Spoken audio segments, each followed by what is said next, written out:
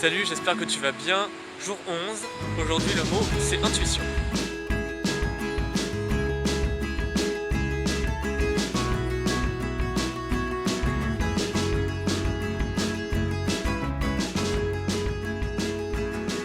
Savoir sans connaître. Alors oui, tu vas me dire, c'est la même chose en fait, et à peu de choses près oui, si ce n'est je crois une différence grammaticale, mais bon je suis pas là pour te faire un cours de français et c'est pas mon domaine du tout, donc on passe. Ça va vraiment être ce côté de je sais, je le sens, je sais que c'est ça, je sais que c'est comme ça, il faut que je le sens au plus profond de moi, mais j'en connais pas la cause, j'en connais pas la raison, je sais pas pourquoi je le sais en fait. Donc savoir sans connaître, je sais mais je sais pas en même temps, c'est quelque chose de très subtil. L'intuition va te donner une réponse quasiment immédiate. Elle va se manifester beaucoup du coup par l'inconscient et notamment par le corps qui est le messager de l'inconscient. Le corps il ne ment pas, il te délivre tous les secrets parce qu'il est relié au cerveau reptilien. Si on repasse un peu les détails psychologiques et neurologiques, le corps c'est l'inconscient, pour faire simple.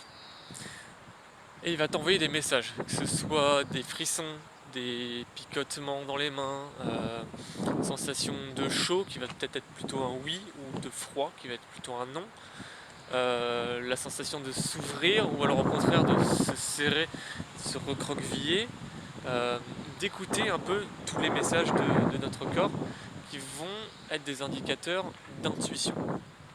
C'est-à-dire que on pose une question, j'ai un choix à prendre, mentalement je sais pas, la logique elle bloque, mais physiquement mon corps m'apporte une réponse.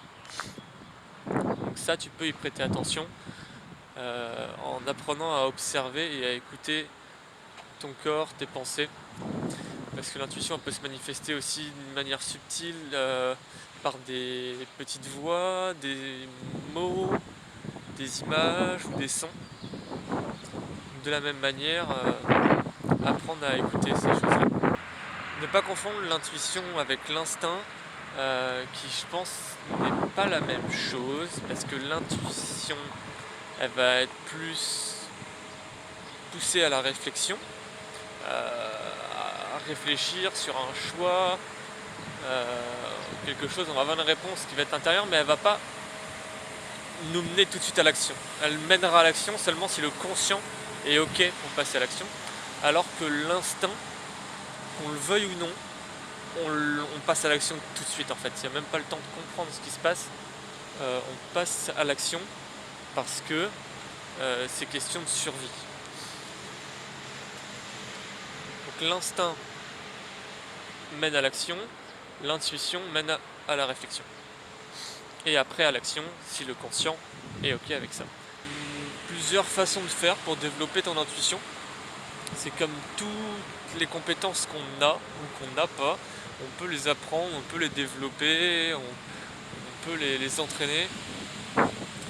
Le meilleur moyen pour développer ton intuition, c'est d'essayer de faire ça avec des choix qui sont minimes, qui n'ont pas grande importance, des choses qui ne vont pas être décisives dans ta vie, que ce soit juste le chemin dans lequel tu décides de marcher, ou que ce soit le plat que tu vas prendre au restaurant, que ce soit la couleur du stylo que tu vas choisir pour écrire.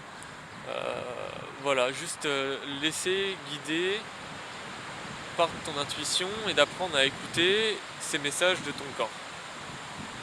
Tu te poses la question, t'écoutes et tu choisis ce qui te semble le mieux.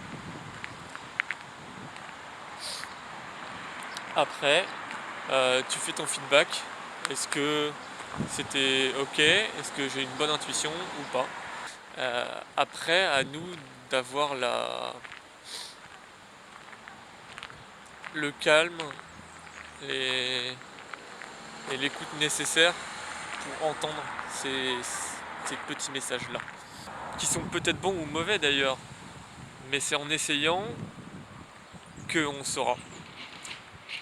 Donc développe ton intuition, je pense que c'est un outil qui est quand même vachement intéressant parce que ça nous permet de lâcher prise sur pas mal de choses, de se faire plus confiance, de faire plus confiance à notre inconscient, donc à nous-mêmes, quelque chose de plus profond, et de gagner en confiance, en estime de soi, parce qu'on se rend compte que même si on ne comprend pas forcément tout, consciemment, on est quand même capable de faire des choix qui sont bons pour nous.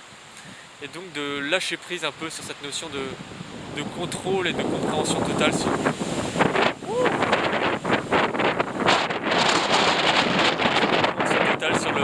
monde qui nous entoure, sur nous-mêmes et sur nos choix. Voilà, j'espère que ça t'aura plu. On se retrouve demain pour la responsabilité.